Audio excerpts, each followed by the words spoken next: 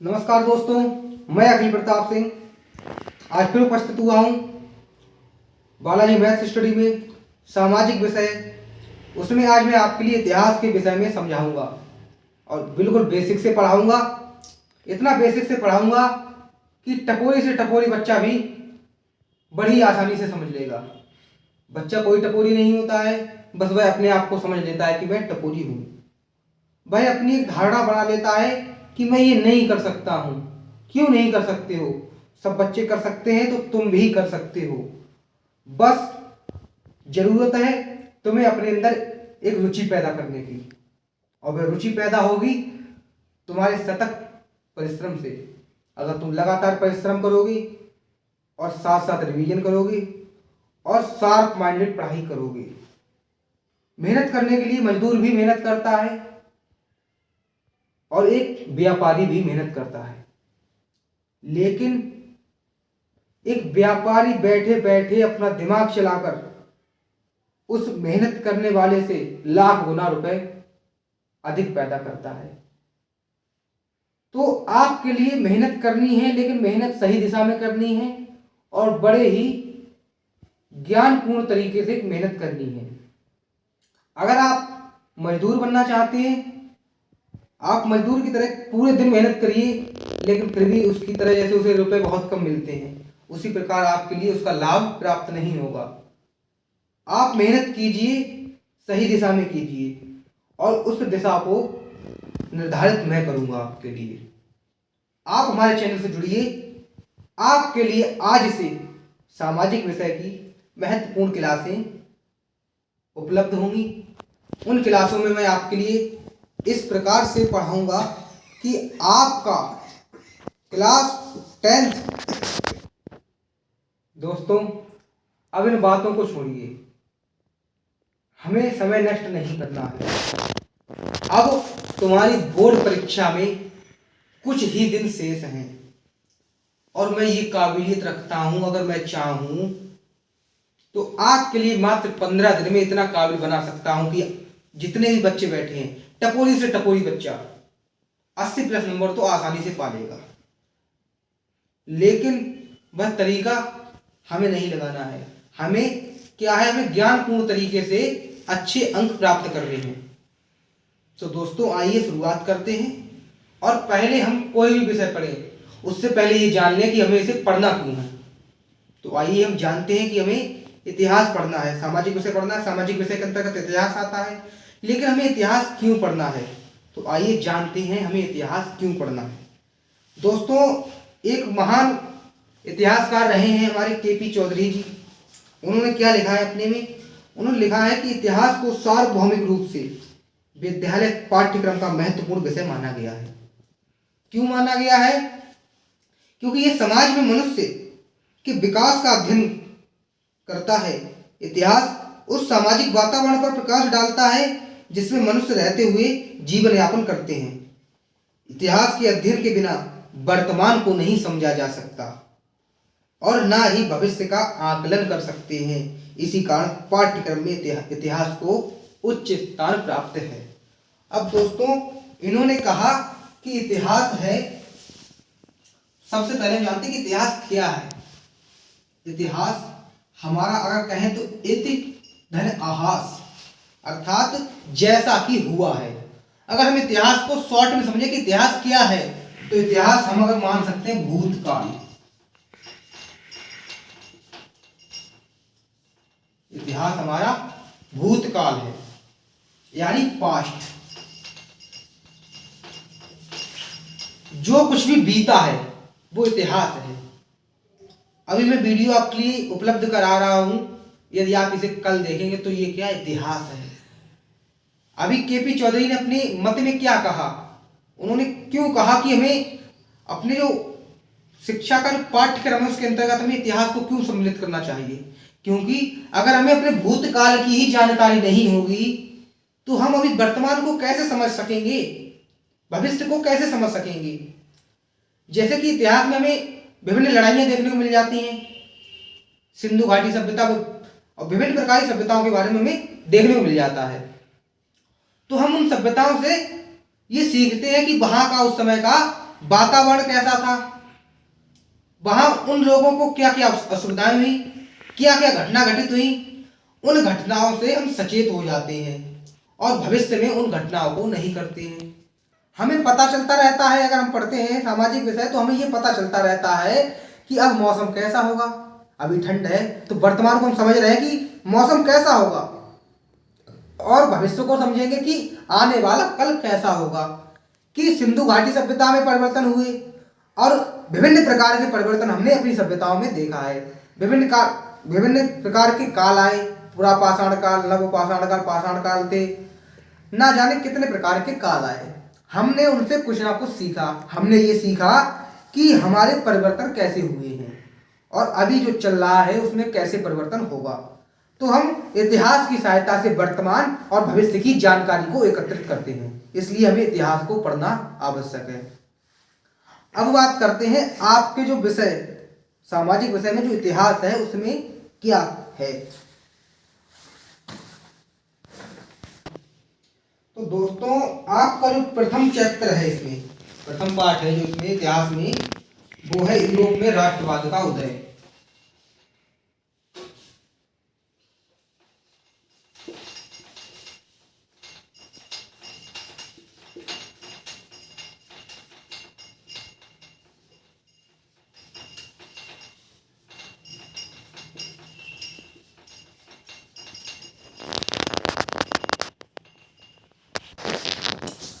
दोस्तों, किसी भी टॉपिक को पढ़ने से पहले हमें उस टॉपिक को पहले क्लियर कर लेना चाहिए, उस टॉपिक को समझ लेना चाहिए कि ये है क्या। यूरोप में राष्ट्रवाद का उदय, पहले इसमें जो टॉपिक है हमारा वो है राष्ट्रवाद। अब ये सोचिए कि राष्ट्रवाद क्या है।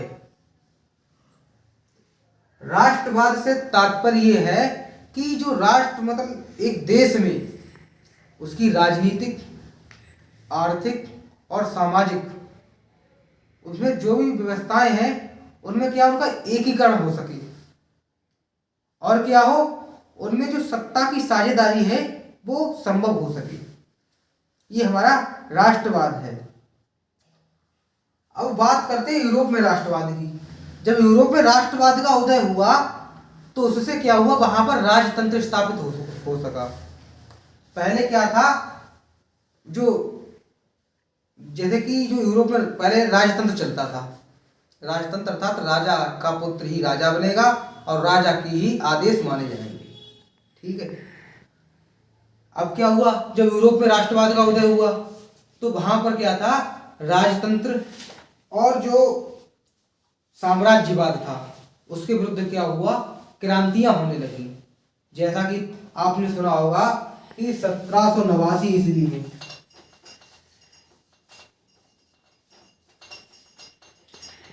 फ्रांस की क्रांति हुई थी।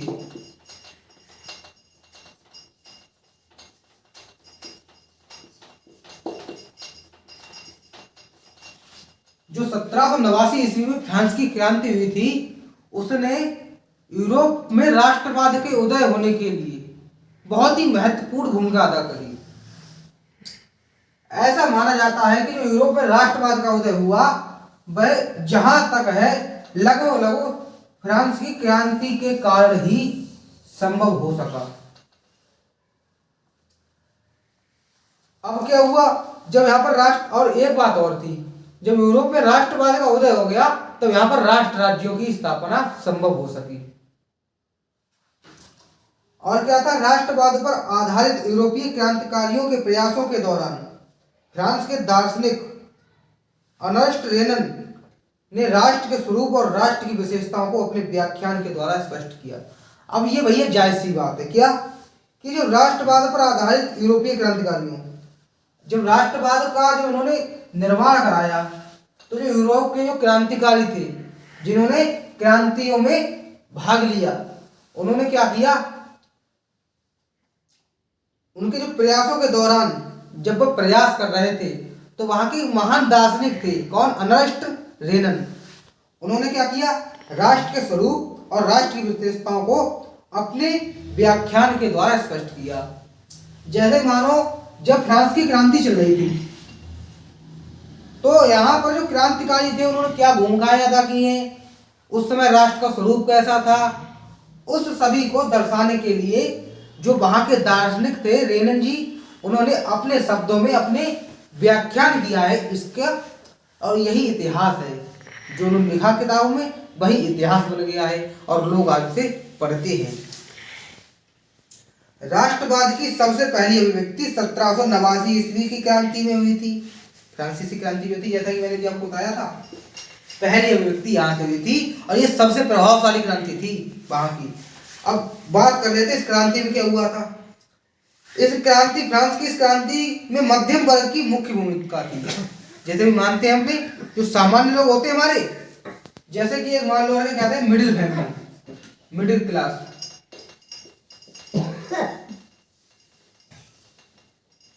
जो हमारी मिडिल क्लास फैमिली होती है, मध्यम वर्ग, उनकी बहुत भूमिका थी। देखो, जो ज्यादा गरीब थे ना तो वो सामने आए, और जो ज्यादा अमीर थे वो अपने पैसे की धौंस में रहे, उन्होंने कुछ नहीं किया। लेकिन जो मिडिल क्लास के थे उन्होंने फ्रांस की क्रांति में अपना महत्वपूर्ण योगदान दिया।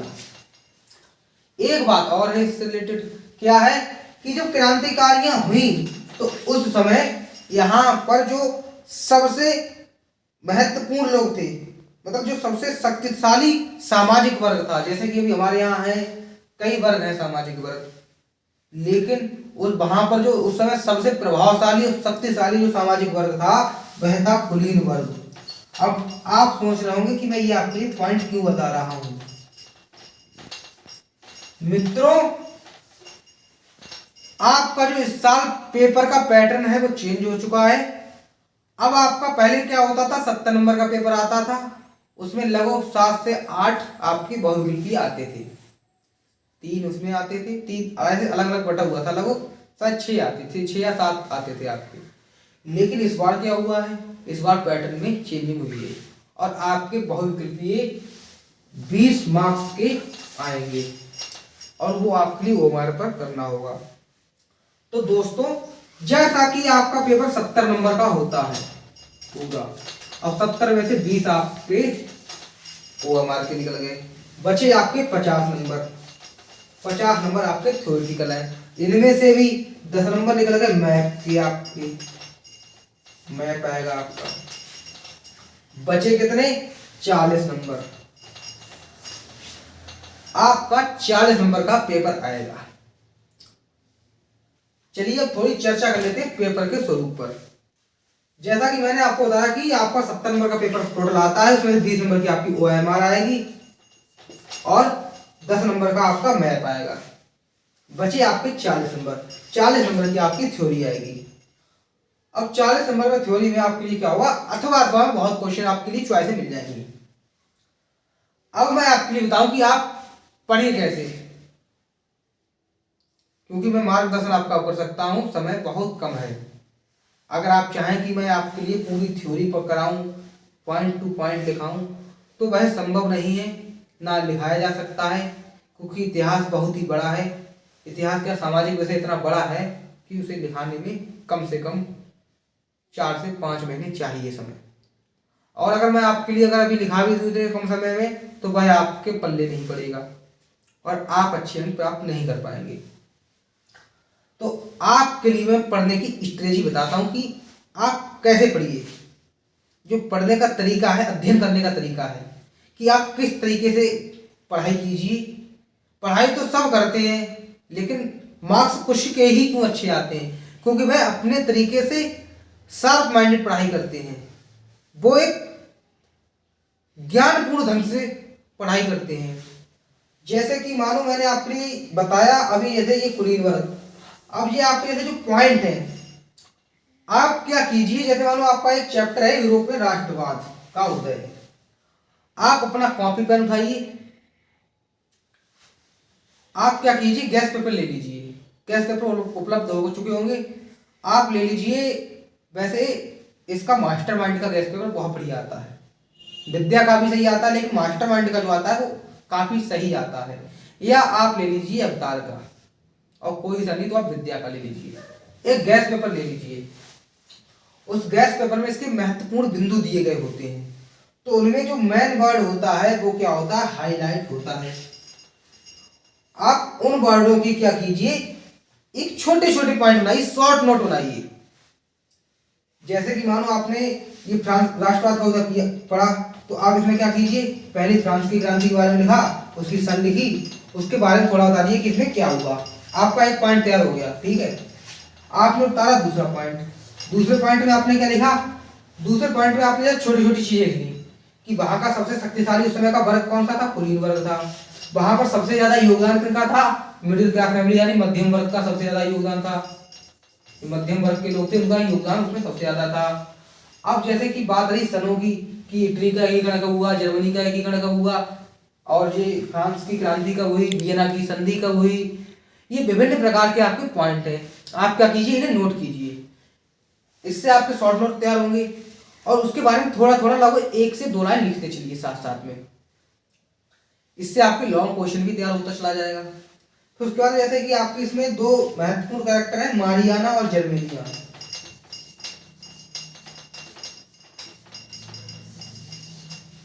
और एक है जर्मेनिया।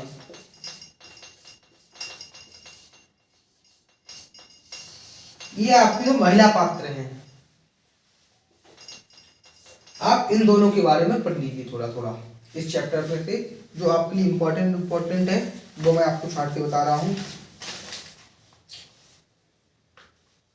इसके बाद में क्या है, एक जैसे कि आपके मानो ये है आपका विद्या का गैस पेपर, इसमें जैसे ये पॉइंट दिए हुए हैं, निरंकुशवाद, कल्पनादर्श, जनमत संग्रह, रूढ़िवाद, विचारधारा, नारीवाद, निर्जातीय, उदारवाद, घोषणा पत्र, राष्ट्रवाद, प्रभुसत्ता, संहिता, मताधिकार, महासंघ, राष्ट्र राज्य, जर्मेनिया और मारियाना। जैसे मैंने अभी आपको मारियाना और जर्मेनिया के बारे में बताया, तो इसमें ये छोटे छोटे शॉर्ट नोट दिए गए थे।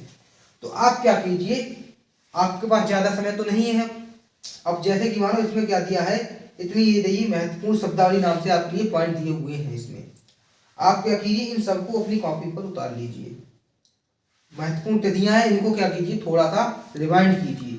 अगर पढ़ेंगे ज्यादा डीपली तो आपको इधर से उधर गलत हो जाएंगी, मिक्सर हो जाएगा, कुछ फायदा नहीं निकलेगा। आप सिर्फ इनको पढ़िए जो मेन पॉइंट है। उसके बाद में क्या कीजिए, आप यहाँ जाइए और इसमें जो महत्वपूर्ण उत्तर है, जो आपके लिए जो सबसे ज्यादा फोकस करना है वो करना है लॉन्ग क्वेश्चन पे।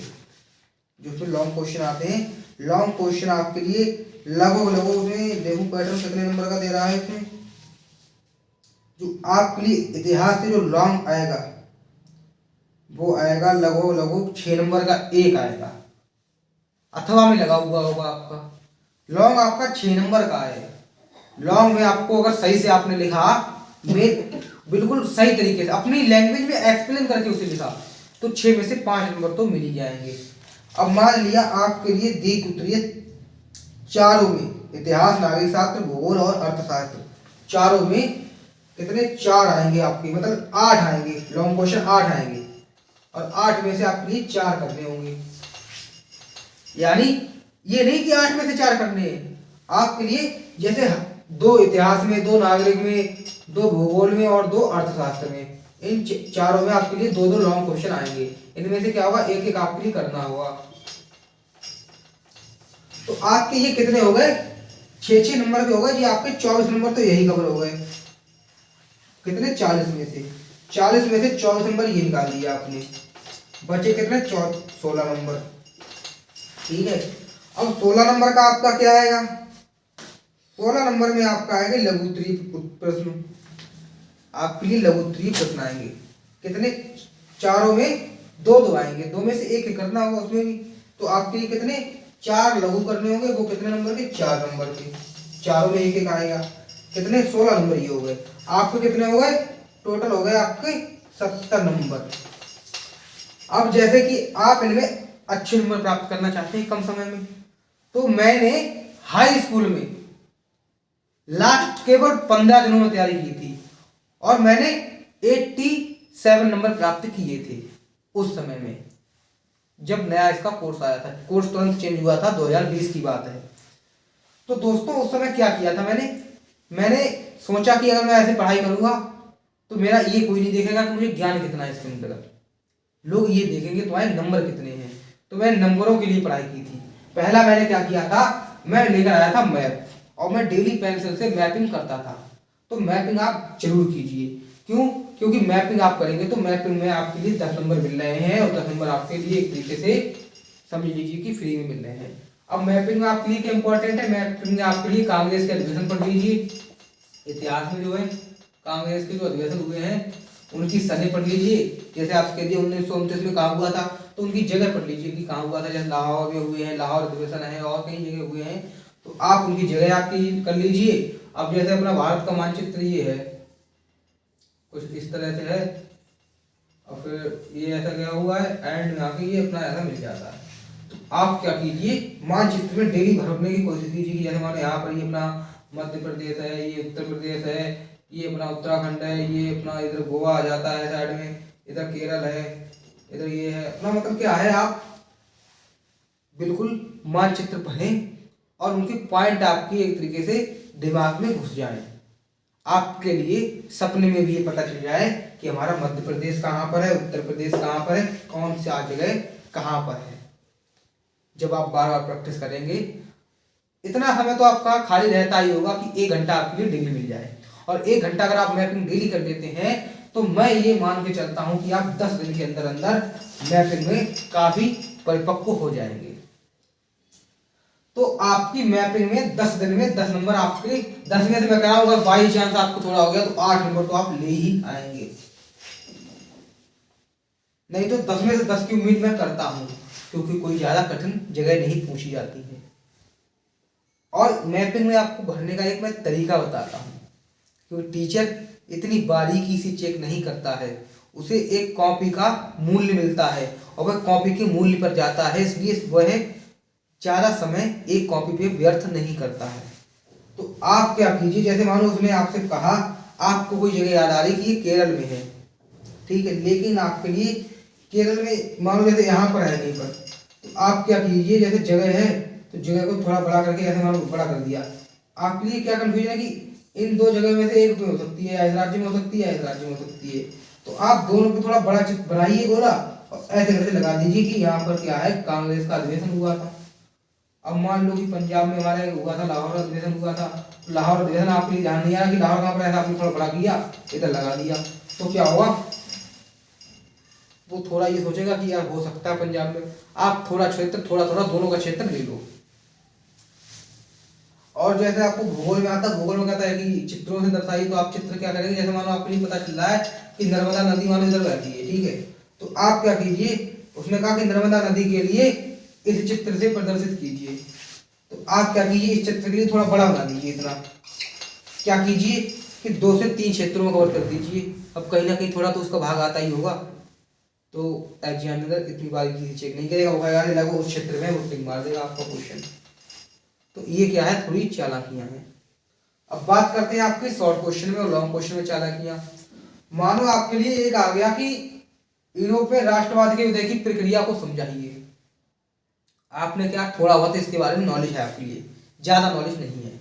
क्वेश्चन है 6 नंबर का, और 6 नंबर के क्वेश्चन में आप हाई स्कूल में मिनिमम 3 पेज तो लिखेंगे ही लिखेंगे। 3 पेज से अगर आप कम लिखते हैं तो आपके लिए मार्क्स अच्छे नहीं मिलेंगे। तो अगर मानो आपने 2 पेज लिखे हैं तो आपके लिए 4 से ज्यादा नंबर कोई एग्जामिनर नहीं देखेगा। आप चाहे कुछ भी कथा लिखिए, बस थोड़ा इससे रिलेटेड होना चाहिए, लेकिन 3 पेज मिनिमम होना चाहिए। जब आपके 3 पेज होंगे ना तो एग्जामिनर 4 से नंबर बिल्कुल कम नहीं देगा। आपका मैटर कितना भी खराब होगा, थोड़ा सा मैटर अगर उसे अच्छा लगा और जो आपके लिए पता है कि इसी से रिलेटेड है, वो आप क्या कीजिए, हाईलाइट कर दीजिए। तो उससे क्या होगा, एग्जामिनर जैसे ही पढ़ेगा उसके बाद ज्यादा समय तो होता नहीं है, तो मेन पॉइंट पड़ेगा, तुरंत टिक मारेगा और आपके लिए मिनिमम 5 या 5.5 नंबर दे देगा। यही तरीका मैंने अपनाया था हाई स्कूल में। और बात करते हैं शॉर्ट की, शॉर्ट आता है आपका 4 नंबर में। अगर आप शॉर्ट में ठीक ठाक, जो आपका बोर्ड में पेपर आता है उसमें अगर आपने 1 से 1.5 पेज भर दिया, वैसे तो 1 पेज काफी है, लेकिन अगर आप थोड़ा बहुत मालूम है तो 1.5 पेज तक खींच लीजिए, नहीं तो 1 पेज आप खींच लें। और एक महत्वपूर्ण बात और, आप कोई भी लॉन्ग क्वेश्चन लिखें उसमें आप उसे हेडिंग वाइज लिखें। कम से कम उसमें 4 से 5 हेडिंग तो आप इंक्लूड कीजिए।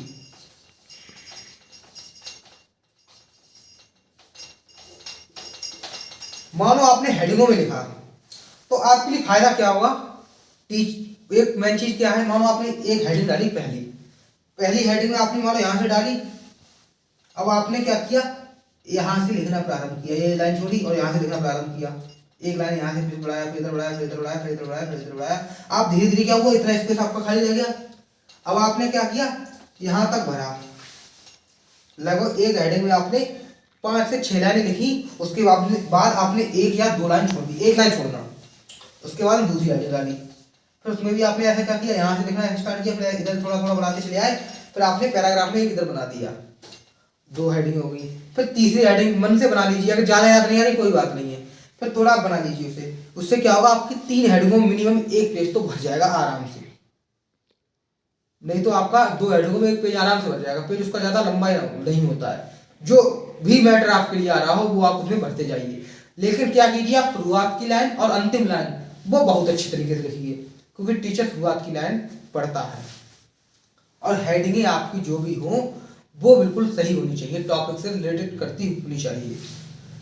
अब बात करते हैं 4 नंबर वाले की। 4 नंबर वाले में क्या कीजिए, आप उसमें भी अगर डालना चाहो तो 1 से 2 हेडिंग डाल सकते हो, 2 हेडिंग डाल सकते हो, और उसके बारे में आप समझा सकते हैं। अब मानो आप कहो कि मुझे इसके बारे में कुछ मालूम ही नहीं है, एक गलती बिल्कुल मत करना, आप सोचते हैं कि अरे मुझे आ ही नहीं रहा बिल्कुल, तो छोड़ दें, छोड़ना तो हमें कुछ नहीं है, अगर छोड़ोगे तो हमें डायरेक्ट वो एग्जामिनर 0 नंबर दे देगा। लेकिन अगर आपने कहीं की भी कहानी, मानो आपके लिए क्वेश्चन नहीं आया, तो आप क्या कीजिए, आप किसी और प्रश्न का आंसर आता है अगर इसी पार्ट से रिलेटेड, तो आप उस शॉर्टकट डाल दीजिए। लेकिन क्या कीजिए, आप शुरुआत जो आपका टॉपिक है वहां से कीजिए, कुछ ना कुछ अपने मन में गणित कहानी बना दीजिए, और एंड में क्या कीजिए, एंड में थोड़ा लिख दीजिए एक सही लाइन, और बीच में आपके लिए इस चैप्टर से रिलेटेड जो कुछ भी आता है वो लिख दीजिए, क्योंकि आपका हर एक चैप्टर, हर एक पोर्शन से इतिहास, इतिहास, भूगोल, नागरिक और अर्थशास्त्र से एक एक लॉन्ग और एक एक शॉर्ट वो आएगा, लघु उत्तरीय, एक एक दीर्घ उत्तरीय। तो आपके लिए क्या करना है, इसी प्रकार से करना है। अगर आप थोड़ा सही लिख लेते हैं, अगर मैंने जैसा कहा कि आप पन्ने भरिए, केवल टीचर ज्यादा निगाह से चेक नहीं करेगा, आप पन्ने भर लेते हैं, जो जितने मैंने बताए, लॉन्ग में लगभग 2.5 से 3 पेज और शॉर्ट में 1 से 1.5 पेज, अगर आप इतना भर लेते हैं तो आपके नंबर जो आपके, जैसे मानो ये 24 और 16 40 नंबर बच्चे हैं, ये लॉन्ग, ये आपके लॉन्ग और शॉर्ट के नंबर हैं, तो 40 में से मिनिमम आपके 30 नंबर तो आ जाएंगे। अगर मटेरियल सही है तो आपके मिनिमम 35 नंबर आएंगे।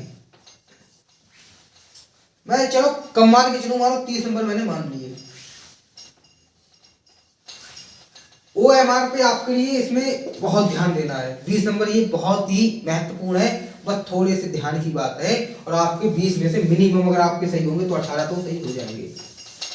नहीं, मैं कह रहा हूँ चलो आप ज्यादा मेहनत नहीं कर पा रहे तो 15 नंबर तो आपके बिल्कुल ही सही बनते, कोई नहीं काट पाएगा।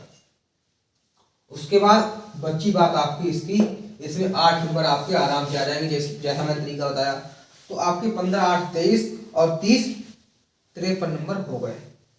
कब, जब आप बिल्कुल, आपके लिए कुछ भी नहीं आता है, आप ये तरीका अगर अपना लेंगे ना, उस तरीके से ही आपके 53 नंबर, लगभग 50 नंबर तक तो बड़ी आसानी से आ जाएंगे। 50 नंबर आपके 70 में से यहाँ आ गए तो आपके 80 नंबर लगभग टोटल आ जाएंगे। लेकिन अगर आपने क्या किया, थोड़ी तैयारी अच्छी है आपकी, थोड़ा आपके लिए उनसे रिलेट मालूम है, आपने राइटिंग अच्छी है आपकी, आपने बना के, आपकी कला है अच्छी है, लिखने की कला अच्छी है, आपने लिखा अच्छा है, तो आपके 90 से कम नंबर बिल्कुल नहीं आएंगे। ये तो हो गई हमारी पेपर पर चर्चा। दोस्तों, जैसा कि हमने चर्चा करी थी, पेपर का स्वरूप कैसा आता है और आपको कैसे पेपर अटेंड करना है, छोड़ना तो आपके लिए कुछ है ही नहीं, जैसा भी आए, बस मैंने क्या बताया, पेज भरने हैं। ये स्ट्रेटजी किनके लिए है, जो बिल्कुल ही टपोरी बच्चा है उसके लिए स्ट्रेटजी है। बस राइटिंग आप अच्छी लिखिए, सजा के कॉपी लिख के आइए। आप अगर सोचते हैं कि मैं रुपये रख के आऊँगा, मेरा एक दोस्त हाई स्कूल में 500 का नोट रख के आया था, और उसके नंबर कितने आए थे, मात्र 32 नंबर आए थे उसके टोटल। फेल होने की तो कहा गया था, 70 में से 32 नंबर आए थे उसके, और स्कूल में भी थोड़ी कम नंबर मिले थे उसको, टोटल आपको 50-53 नंबर थे उसके। तो ये क्या है, रुपए आपके लिए नहीं रखने, ये आपकी बेवकूफ़ी नहीं करनी है। तो दोस्तों अब जैसा कि हमने टॉपिक रखा था इतिहास के बारे में कुछ बता भी दें आपके लिए, तो पहला चैप्टर जो है राष्ट्रवाद का होता है, उसमें मैं आपके लिए कुछ महत्वपूर्ण पॉइंट बता देता हूँ। एक तो बात कर लेते हैं पहले, इसमें एक है निरंकुशवाद। निरंकुशवाद क्या है? निरंकुशवाद एक ऐसा है कि एक ऐसी सरकार, निरंकुशवाद तो कह नहीं देते कि इस पर कोई अंकुश ही नहीं। अंकुश क्या होता है, आपने सुना होगा, देखा होगा किसी ने, कि जो एक हाथी होता है, तो हाथी के ऊपर जो एक बैठ के आता है, वो क्या कहते हैं उसे, चलाने वाला, जो हाथी चलाने वाला होता है, वो जब आता है उसके ऊपर बैठ के, तो हाथी तो इतना बड़ा होता है लेकिन उसके हाथ में इतना बड़ा है, क्या होता है, अंकुश होता है, उसे अंकुश बोलते हैं। तो क्या करता है, उसके कान में लगा देता है, तो वो क्या होता है, रुक जाता है। कहाँ इतना बड़ा हाथी है, इतने बड़े अंकुश से रुक जाता है। तो वो क्या होता है, वो अंकुश होता है, वो क्या होता है, किसी को काबू में करने के लिए क्या होता है, उसे नियंत्रक होता है, एक तरीके से कह सकते हैं, नियंत्रण करने वाला एक यंत्र होता है वो। उसी प्रकार क्या है निरंकुशवाद, जिसमें जो हमारा पॉइंट है वो है निरंकुशवाद। तो निरंकुशवाद क्या है कि किसी प्रकार का अंकुश ना होना, ऐसी शासन व्यवस्था या जिसकी सत्ता पर, जैसे एक शासन व्यवस्था, कोई मानो हमने कि ये शासन चल रहा है, मान लो जैसे किसी भी तुम्हारे क्षेत्र में किसी का शासन है, मान लो कोई सभासद है, प्रधान है कोई, या कोई मंत्री है, वो शासन तो कर रहा है लेकिन जो उसकी सत्ता है ना, उस पर उसकी कोई अंकुश नहीं है, वो बाहर गाली दे रहे हैं, उसे कुछ भी कर रहे हैं। ये केंद्रीकृत और सैन्य बल पर आधारित और दमनकारी सरकारें होती हैं। जो ये सरकारें होती है ना, जो निरंकुशवाद से रिलेटेड, वो क्या होती है, सैन्य बल, जो सेना का बल होता है उस पर, और दमनकारी सरकारें होती हैं। ये क्या होती हैं, ये बड़ी ही खतरनाक सरकारें होती हैं। ये एक तो क्या होता है, इनका कोई सत्ता जब अंकुश होता ही नहीं, तो ये क्या होती, वैसे ही नष्टकारी बन जाती हैं। अब बात करते हैं, एक बात आई है इसमें, राष्ट्रवाद, जैसा कि हमने भी बताया था आपके लिए, तो वह भावना अथवा विचारधारा जिसके माध्यम से जनता में राजनीतिक, सामाजिक व आर्थिक एकीकरण संभव हो। देखो मेन चीज, जनता में राजनीतिक एकीकरण। राजनीतिक एकीकरण कैसा, कि जनता के लिए अपना राजा, सही राजा कौन है, उसे चुनने का तरीका पता होना चाहिए। ये नहीं कि हमारे सारे संबंधी वो हैं तो हम उन्हें वोट देंगे, हम उन्हें, जनता को ये परखना चाहिए कि हमारे लिए उपयुक्त विकल्प कौन है, ना कि हमारा रिश्तेदार। अगर आप अपने उपयुक्त विकल्प के लिए वोट देंगे तो आपका जो क्षेत्र है उसकी राजनीतिक व्यवस्था बड़ी ही अच्छी होगी, पहली बात। दूसरी बात, सामाजिक। अब सामाजिक व्यवस्था कैसे सही होगी, मानो आपके यहाँ कोई, आपके पड़ोसी के यहाँ मानो चोरी हो रही है। अब आजकल क्या होता है कि मानो पड़ोसी है, उसके यहाँ चोर आया और क्या हुआ, चोरी करके ले गया। मानो ये चोर आया, ये पड़ोसी के घर में रखा है माल। अब ये क्या है, दो पड़ोसी खड़े हुए थे अपने घर के बाहर, ये दो पड़ोसी अपने घर के बाहर खड़े हुए थे, ये बेचारे घर में नहीं थे, ये चले गए। तो ये क्या था, ये चोर आया, चोर ने देखा ये इधर को दो खड़े हुए, ये पीछे ढुक गया। इस चोर ने क्या किया, इन दोनों को देखा, इसने कह रहे आ रहे हैं आ रहे हैं आ रहे हैं। ये क्या हुआ, इन्होंने देखा कि अरे चोर है, ये पता भी चल गया कि ये चोर है, लेकिन इन्होंने क्या किया, ये तुरंत इन्होंने अपने गेट का फाटक खोला और अपने घर में घुस गए और आराम से ताला बंद करके सो गए। चोर ने देखा, थोड़ी देर बाद कोई नहीं था, शांति। चोर फटाक से कूदा इनके घर में, माल खजाना सपा किया और निकल गया। तो क्या ये हमारी सामाजिक व्यवस्था ठीक है? पड़ोसी के काम नहीं आ रहा है तो क्या हमारी सामाजिक व्यवस्था ठीक है? सामने चोरी होते हुए देख रहा है, ये सामाजिक व्यवस्था ठीक है हमारी? अरे सामाजिक व्यवस्था तभी तो ठीक होगी कि समाज का प्रत्येक व्यक्ति एक दूसरे के दुख और सुख में शामिल हो। मारे इनके यहाँ लाश रखी हुई है, ये पड़ोसी हैं, ये अपने घर पे मार डीजे बजा रहे हैं, हाई फाई मार मस्ती वाले गाने बजा रहे हैं, ये मार गाने बजा रहे हैं, लौंडिया लंदन से लाए, पता नहीं आजकल कौन कौन से गाना नए नए हो जा रहे हैं, और अरे विभिन्न प्रकार के गाने बजाते हैं, पतली कमरिया वगैरह, ना जाने कितने कितने लॉन्च होते रहते हैं। तो वो ये बजाने में क्या है, मस्ती सूझ रही है, लेकिन जस्ट उनके घर के बराबर में क्या है, बेचारे के यहाँ किसी का देहांत हो गया है। वो सब क्या है, रो रहे हैं, वो शोक सभा में बैठे हुए हैं। और ये क्या है, ये डीजे बजा रहे हैं और नए से नए गाने बजा रहे हैं। कजरा पुछाया आंखें इनको, न जाने कितने गाने हैं, लेकिन इनके यहाँ क्या है, शोक में सब ग्रस्त हैं। तो क्या ये सामाजिक व्यवस्था हमारी ठीक है?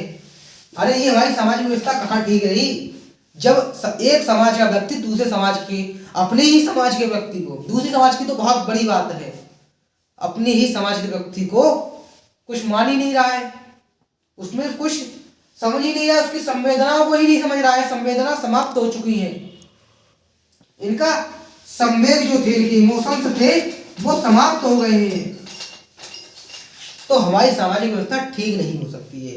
और अगर हमें अपनी सामाजिक व्यवस्था ठीक करनी है तो क्या होगा, हमें एक दूसरे के दुख और सुख में सम्मिलित होना होगा। प्रत्येक व्यक्ति के कल्याण की भावना हमारे अंदर होनी चाहिए। हमारे यहाँ जो हमारी भारतीय संस्कृति है उसके अनुसार क्या कहा जाता है, पूजा या पाठ करते हैं, उसके बाद में कहा जाता है विश्व का कल्याण हो। और यहाँ आज क्या हो रहा है, आज पड़ोसी का ही कल्याण नहीं चाह रहे हैं, भाई भाई का कल्याण नहीं चाह रहा है, मित्र मित्र का कल्याण नहीं चाह रहा है। तो भाई तुम विश्व का कल्याण कैसे चाहोगे? हमारी सभ्यता को भुला दिया तुमने। हमारी सभ्यता कहती है वसुधैव कुटुंबकम, संपूर्ण संसार को अपना परिवार मानती है, लेकिन ये पड़ोसी अपने पड़ोसी के ही काम नहीं आ रहा है। तो ये हमारी सामाजिक व्यवस्था ठीक नहीं है। लेकिन जो राष्ट्रवाद है, राष्ट्रवाद के अंतर्गत क्या होता है कि उसकी राजनीतिक, मैंने बताया था कि एक उपयुक्त नेता चुनने का, उपयुक्त विकल्प चुनने की इच्छा होनी चाहिए और उनका ज्ञान होना चाहिए। और एक क्या है हमारी, पहले राजनीतिक मतलब उपयुक्त विकल्प, उपयुक्त विकल्प हमारे पास होना चाहिए राजनेता, कि हमारे लिए ये राजनेता चुनना है, कोई हमारे लिए रिश्ता नहीं चलाना है, हमारे लिए जो उपयुक्त है, जो अच्छा काम करेगा उसे राजा बनाना चाहिए। दूसरी चीज सामाजिक, अर्थात एक दूसरे के दुख में सम्मिलित होना चाहिए।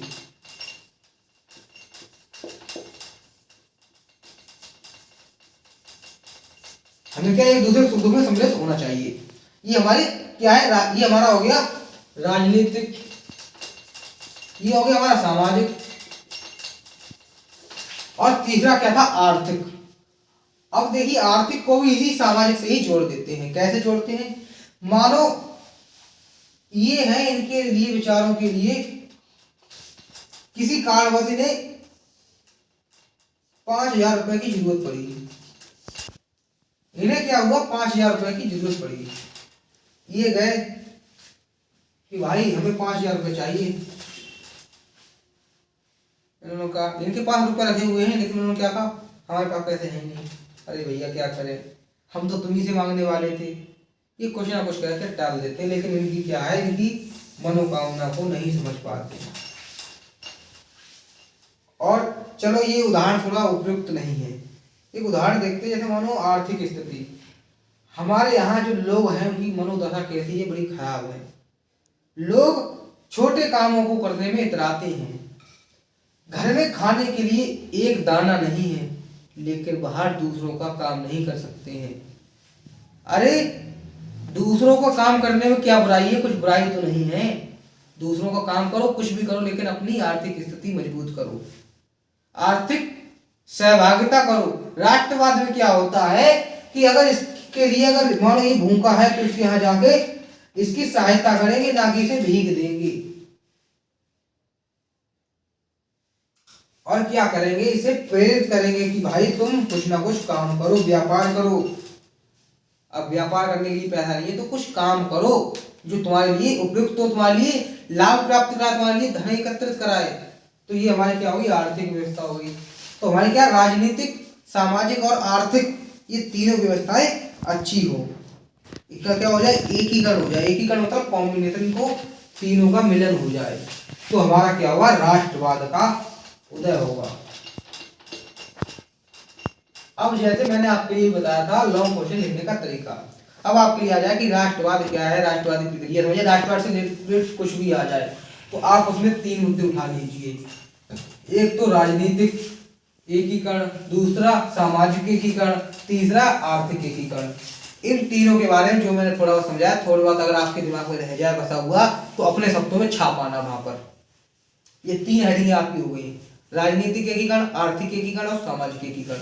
ये तीनों हेडिंगों के बारे में आपके लिए जितना भी है छाप देना। उसके बाद में क्या करना, सबसे पहले लिखना यूरोप वो फ्रांस की क्रांति 1789 में हुई थी। उसमें क्या हुआ था, लुई सोलवा के लिए फांसी दे दी थी, लटका दिया था, विद्रोह कर दिया था, उसमें क्रांति में ये आप बता देना। आपका लॉन्ग क्वेश्चन कंप्लीट हो गया। 6 में से 5 नंबर आपके लिए मिल जाएंगे। अगर आपने ज़्यादा अच्छा लिखा है तो 5.5। लेकिन ये यूपी बोर्ड में 6 में से 6 किसी को भी नहीं मिलते हैं।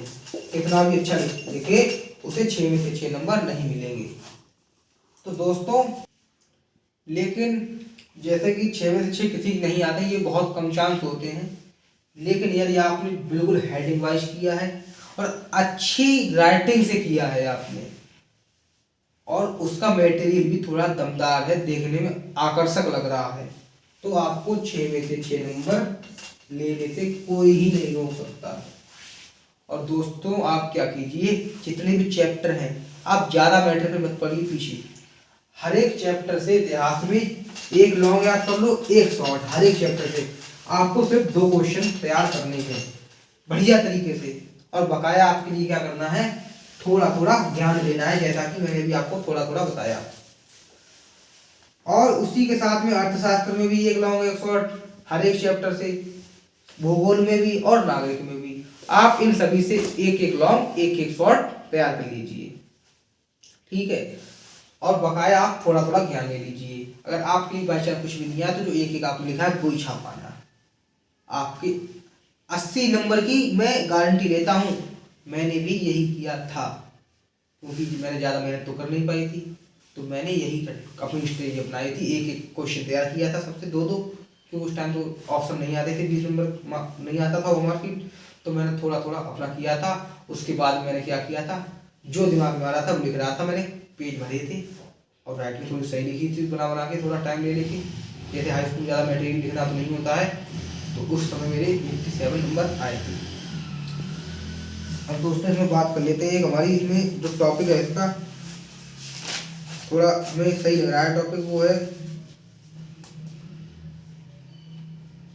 ये आपका आ चुका है, जैसे कि यूरोप के राष्ट्रवाद में विकास की संस्कृति का क्या योगदान है। इसमें क्या है, यूरोप में राष्ट्रवाद की विकास संस्कृति के योगदान को निम्नलिखित उदाहरणों से समझा जा सकता है। उन्होंने एक उदाहरण दिया कि हम रूमानीवाद नामक सांस्कृतिक आंदोलन को ले सकते हैं। रूमानीवाद एक ऐसा सांस्कृतिक आंदोलन था जो विशिष्ट प्रकार का राष्ट्रीय भावना का विकास करना चाहता था। इन्होंने यहाँ पर यूरोप के राष्ट्रवाद में जो संस्कृति का जो महत्व है उसमें बताया कि रूमानीवाद में एक सांस्कृतिक आंदोलन हुआ था। उसमें क्या था, रूमानीवाद। आपके लिए क्या इसमें याद रखना, रूमानीवाद का सांस्कृतिक आंदोलन। रूमानीवाद का सांस्कृतिक आंदोलन, पहला उदाहरण लिख लेना, कहना हम उसका उदाहरण ले सकते हैं। दूसरा उदाहरण क्या करना, हम क्षेत्रीय बोलियों को ले सकते हैं। क्षेत्रीय बोलियां राष्ट्र निर्माण में महत्वपूर्ण भूमिका निर्वाह करती हैं, क्योंकि यही यथार्थ रूप में आधुनिक राष्ट्रवादियों के संदेश को अधिक से अधिक लोगों तक पहुंचाती हैं। अधिकांशतः निरक्षर थे। देखिए, अब मैं कहूँगा आपसे लोक बोलियां। अब दोस्तों, जैसे बात किया कि हमने क्षेत्रीय बोलियां, पहला तो हो गया हमारा रूमानीवाद। ये आप ले देना कि रूमानीवाद का उदाहरण ले सकते हैं कि जो रूमानीवाद का सांस्कृतिक आंदोलन हुआ था उसने इसमें महत्वपूर्ण भूमिका निभाई थी, यूरोप के राष्ट्रवाद के सांस्कृतिक भूमिका। तो सांस्कृतिक भूमिका में पहली बात क्या थी, रूमानीवाद का जो सांस्कृतिक आंदोलन था। दूसरी क्या थी भाई, क्षेत्रीय बोलियां।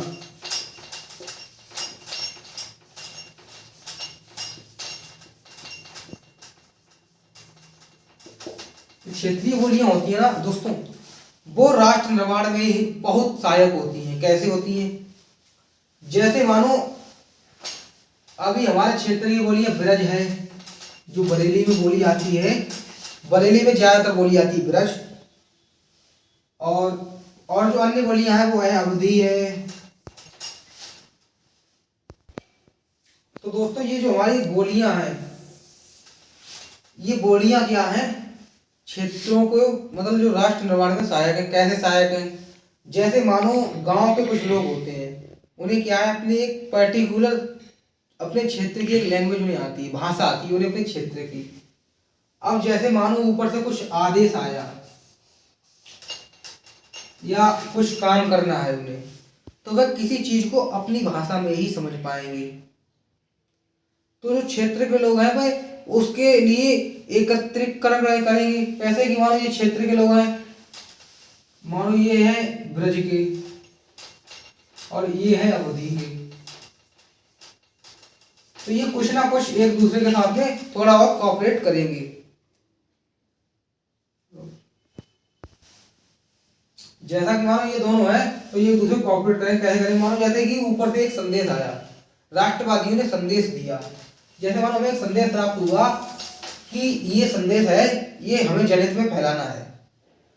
तो मानो अगर किसी को राष्ट्र की ये दोनों मानो ये बोलियां दोनों आती हैं तो वह क्या करेगा? इनके लिए प्रेरित करेगा। और अधिकांश मानो ये बोलियां दो ही है, मानो कितनी भी बोलियां ले सकते हैं, जैसे मानो हर एक क्षेत्र की। मानो किसी के लिए अगर बोलियों, मानो एक ये संदेश है, इसे आपने विभिन्न बोलियों में तोड़ लिया, और जब बोलियां हमें मालूम है तो हम क्या करेंगे? ज्यादातर लोग, अधिकांश लोगों के पास में हम क्या करेंगे? संदेश को प्रेषित कर देंगे। तो अधिकांश लोग क्या होंगे? उसके लिए उत्तेजित हो जाएंगे और आगे आएंगे, अपनी भूमिका का निर्माण करेंगे। ये हमारी दूसरी चीज होगी। तीसरी चीज क्या है? संगीत ले सकते हैं। तीसरी चीज जो है हमारा संगीत। अब जैसे मैंने आपको बताया था कि शॉर्ट में आप 2 से 3 हेडिंग डालिए, तो आप पहली क्या चीज डालेंगे? रोमांचवाद का सांस्कृतिक आंदोलन। दूसरी क्या डालेंगे? क्षेत्रीय बोलियां। तीसरा क्या डालेंगे? संगीत। अब संगीत आपका क्या करता है? कैरोल कुर्ब्स्की एक पोलिश नागरिक ने राष्ट्रीय संघर्ष का अपना अपेरा में संगीत के रूप में गुणगान किया और पोलेनस और माजुराला जैसे लोक नृत्यों को राष्ट्रीय प्रतीक में बदल दिया गया। अब जैसे मानो संगीत है तो उन्होंने क्या किया? जो पोलिश नागरिक थे ना, जो कैरोल कुर्ब्स्की, उन्होंने क्या किया? राष्ट्रीय संघर्ष, जो ये संघर्ष चल रहा था, ये क्रांति चल रही थी, तो उस समय उन्होंने क्या किया था? अपने संगीत में के रूप में गुणगान किया, जो राष्ट्रीय संघर्ष का अपने संगीत के रूप में गुणगान किया। अब जैसे इसमें पूछा गया कि इसकी सांस्कृतिक विशेषता बताइए, सांस्कृतिक में क्या योगदान दिया है? तो इन्होंने योगदान दिया था भैया, एक तो इसने योगदान दिया है, इसने। अब एक संगीत ने कैसे योगदान दिया था? जो कुर्ब्स्की जो थे, जो कौन थे? अपने कैरोल कुर्ब्स्की, उन्होंने क्या किया था? जो भी हुआ था, जैसे जो भी क्रांति में घटनाएं घटी, उन्होंने संगीत रूपांतरण कर लिया, उसका संगीत की लैंग्वेज में उसका रूपांतरण कर लिया, और उसे क्या किया? जन सामान्य में प्रेषित किया। तो जो संगीत प्रेमी थे उन्होंने उसे अधिक से अधिक सुना। तो इसके लिए उन्हें क्या हुआ? पोलेनस और माजुराला जैसे लोक नृत्यों को राष्ट्रीय प्रतीकों में बदल दिया गया। तो इस कारण, क्योंकि उन्होंने ज्यादा से ज्यादा प्रचार हुआ, जो संगीत प्रेमी थे उन्होंने उसको समझा, बड़े ही अच्छी तरीके से समझा, तो उन्हें राष्ट्रीय प्रतीक में बदल दिया गया। तो आप इस प्रकार क्वेश्चन को लिख सकते हैं शॉर्ट के लिए। दोस्तों आज के लिए इतना ही मैंने पढ़ाया, लेकिन मैं कल ऐसा करूंगा, इसमें से बैठकर 5 से 6 क्वेश्चन छांटूंगा पहले बैठकर, लॉन्ग और शॉर्ट दोनों मिला के, अधिकतम 5 प्रश्न, और वह मैं कल आपके लिए यहाँ लिखाऊंगा और समझा दूंगा। आपके लिए 5 से ज़्यादा नहीं पढ़ने हैं, उन 5 से ही आपके फंस जाएंगे क्वेश्चन। और क्या करना है आपके लिए? शॉर्ट जो OMR सीट है वो, उसके लिए आपके लिए पाठ के लिए पढ़ना आवश्यक है। आप पाठ के लिए एक बार पढ़िए जरूर, और जब पढ़े तो पढ़ने की आपकी स्ट्रेटजी क्या होनी चाहिए? तो पढ़ते समय आपके लिए जो एक पेज, जैसे मानो आपने पढ़ा, किताब आपने खोली, मानो ये आपकी किताब है, ये आपकी किताब खुलने के बाद में ऐसी है, मानो ये आप पूरी किताब पढ़ते चले जा रहे हैं,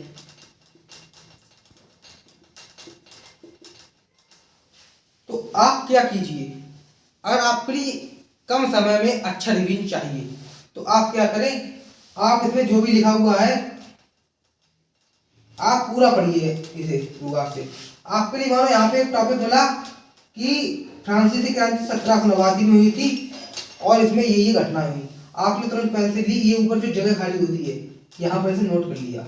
उसके बाद में और कोई चीज मिली वो इसे नोट कर लिया, मैं केवल मेन पॉइंट। उसके बाद यहाँ पे नोट कर लिया, यहाँ पर नोट कर लिया। आपने एक पेज से आपके लिए जितना भी मटेरियल मिला, आपने जो पेज के ऊपर साइड में जो थोड़ी जगह खाली होती है वहां पर उसे पेंसिल से नोट कर लिया। ऐसा ही आपने आगे किया। प्रत्येक पेज पर उस चैप्टर जो एक पढ़ने में जो इम्पोर्टेंट चीजें होती है उसे आप ऊपर नोट कर लीजिए।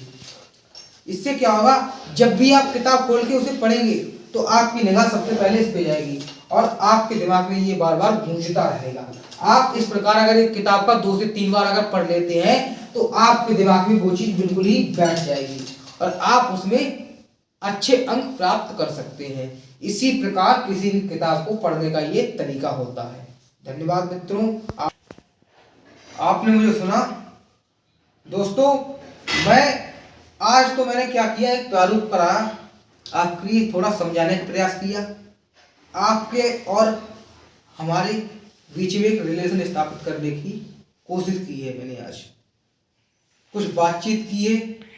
आज एक तरीके से कुछ भी पढ़ाई नहीं कह सकते हैं, आज केवल हमारे और आपके मध्य में वार्तालाप हुआ है।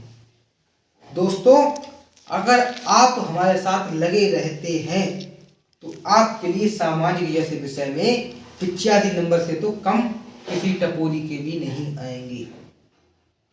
ये मेरा अनुभव है दोस्तों।